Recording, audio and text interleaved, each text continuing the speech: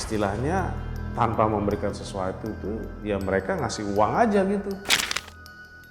Ya di sini Amel pun merasa sangat senang ya, karena semenjak dipasangnya susu kantil itu, memang kekayaan itu atau uang itu datang dengan berlimpah ruah.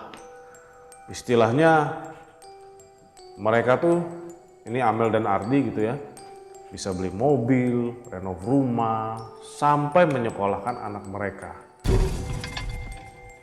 Akan tetapi ada sebuah pantangan yang diberikan Abah Jun kepada Amel dan Ardi. Abah Jun melarang Amel jangan sampai sekali-sekali untuk mau ditiduri dengan laki-laki lain selain suami Amel sendiri.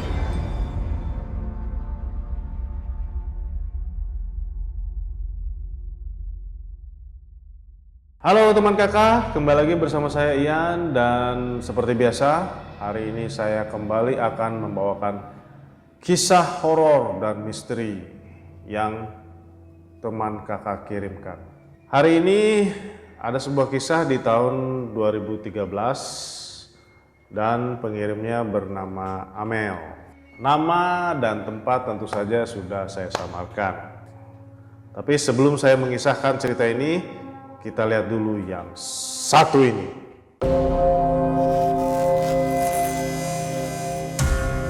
Amel ini adalah seorang SPG.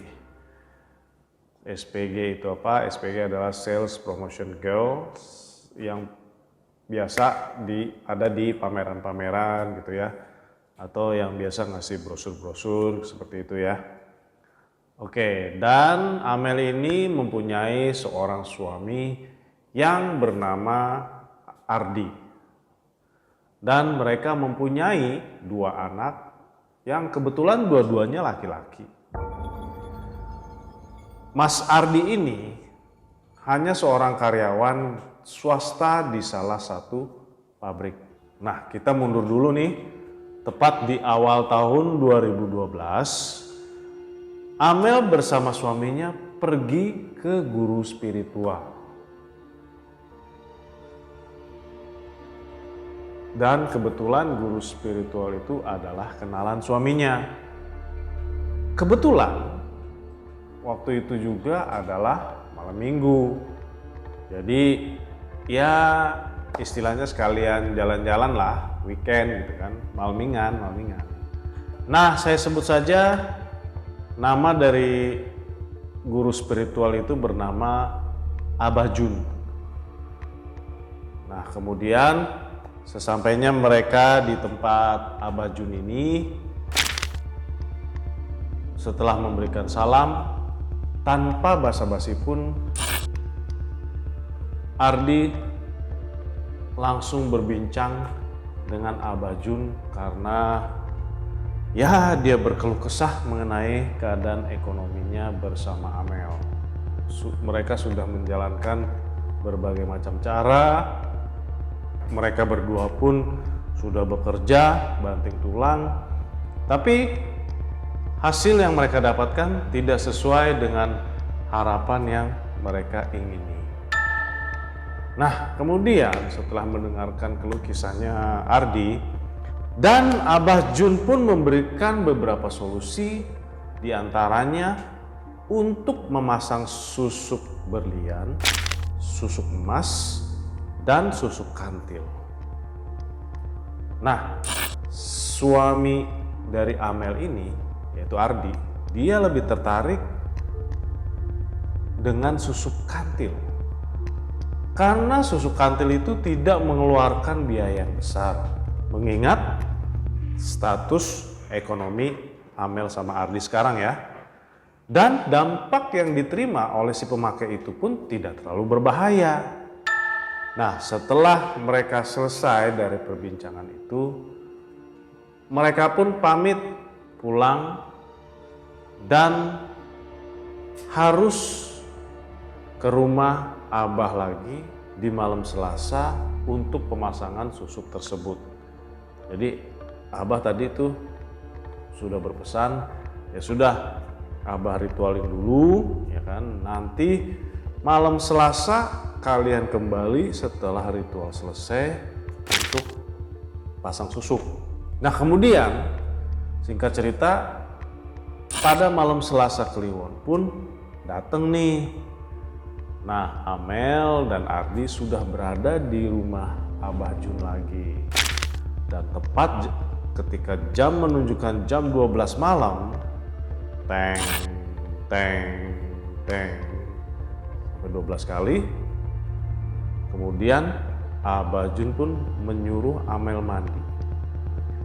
Selesai mandi, Amel disuruh untuk menelan bunga kantil yang berjumlah 7 biji.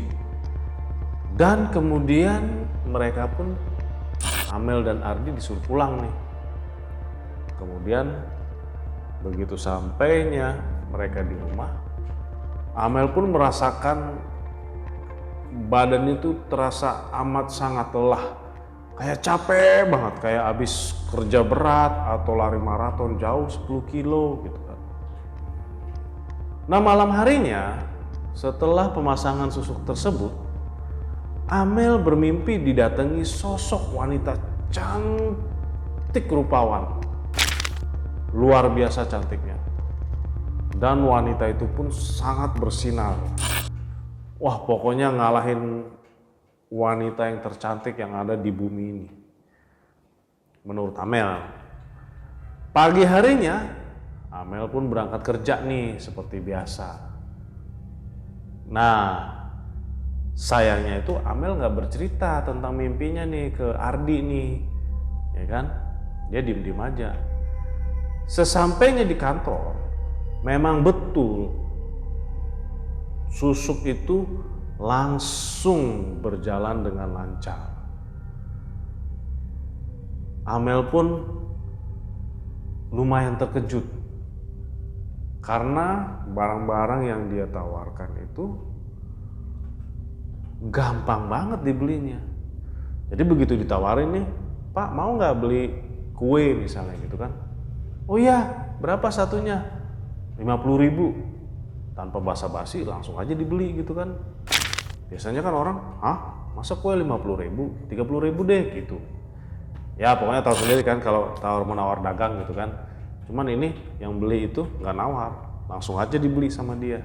Yang bikin Amel itu semakin bertambah heran, laki-laki hidung belang, bahkan laki-laki yang sudah beristri pun dengan mudahnya memberikan uang kepada Amel. Apapun yang dia minta, pasti mereka kasih. Jadi ya di sini sebetulnya ada dilema di diri Amel karena dia ingin dagangannya lancar, akan tetapi ya pasti ada timbal baliknya ya. Jadi orang ketika dia beli barangnya tanpa nawar, dia pasti kan mau sesuatu gitu. Cuman ya ini istilahnya tanpa memberikan sesuatu itu ya mereka ngasih uang aja gitu. Ya di sini Amel pun merasa sangat senang ya.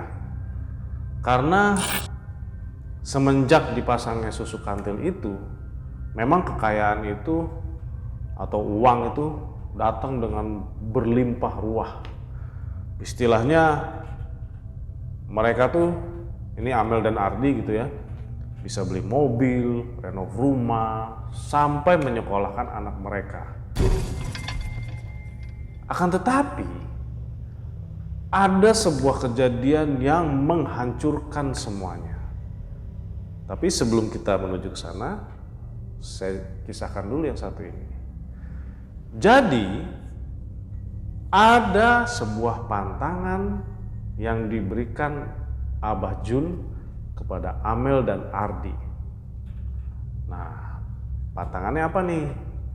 Pantangannya adalah Abah Jun melarang Amel jangan sampai sekali-sekali untuk mau ditiduri dengan laki-laki lain selain suami Amel sendiri. Tetapi Amel ini namanya sudah dibawa nafsu dunia ya. Dia itu lupa akan janji itu. Karena Amel ketika berjualan, dia tuh bertemu dengan seorang pemuda yang jauh usianya di bawah dia, pengusaha, kaya raya, dan masih perjaka alias belum menikah. Amel pun kepincut dengan pemuda itu. Dan terjadilah pertarungan di kamar. Tapi bukan hanya sekali saja pertarungan itu terjadi. Amel saking kepincutnya sampai 3 hari berturut-turut dalam seminggu bertempur dengan pemuda itu. Dia sampai lupa bahwa ada perjanjian dari susu kantil itu yang sama sekali tidak boleh dilanggar oleh Amel. Dengan dilanggarnya perjanjian tersebut atau pantangan itu, akhirnya satu persatu pun hilanglah harta yang Amel telah dapatkan dan kumpulkan bersama Ardi. Jadi satu persatu tuh hilang tuh ya. Mobilnya hilang, rumahnya hilang. Yang lebih parahnya lagi, wajah daripada Amel tuh berubah menjadi buruk rupa. Lebih, ya mohon maaf ya, lebih jelek daripada nenek-nenek. Nah, yang lebih parahnya lagi, ketika Amel menjalani perubahan tersebut, suami sama anak-anaknya pun sampai nggak ngenalin lagi. Jadi ketika waktu itu Amel keluar dari kamar untuk bangun pagi, suami dan anak-anaknya kaget. Loh, ini siapa ya? Kok bisa ada di kamar saya, kata Ardi. Ini aku, Pak, Amel. Amel? Ah, nggak mungkin. Istriku masih muda kok. Kamu bukan istri aku, katanya. Terus kemudian Amel berpaling kan ke anak-anaknya. Nak, kalian kenal kan? Ini mama kan? Ah bukan, mama masih cantik. Gak kayak ini, udah peot gitu. Ini siapa sih nih? Gak kenal kita. Dan disitulah kemudian Amel merasa putus asa dan mencari orang kesana kemari yang bisa mengobati Amel. Ya syukurlah akhirnya Amel menemukan orang tersebut di bulan Ramadan 2013. Setelah melalui berbagai macam proses pengobatan, Amel pun bisa kembali memiliki wajah seperti sedia kala. Dan sejak mulai saat itu, Amel beserta Ardi pun tobat, tidak akan melaksanakan kegiatan pemasangan susuk lagi, apapun bentuknya. Ya itulah barusan kisah yang dikirimkan oleh Amel. Pesan moral yang bisa kita dapatkan di sini adalah seberapapun sulit keadaan ekonomi teman kakak, janganlah mencari jalan pintas untuk kenikmatan sesaat. Buat teman kakak yang ingin mengirimkan kisah kalian, bisa menghubungi nomor dan email yang tertera di layar kalian.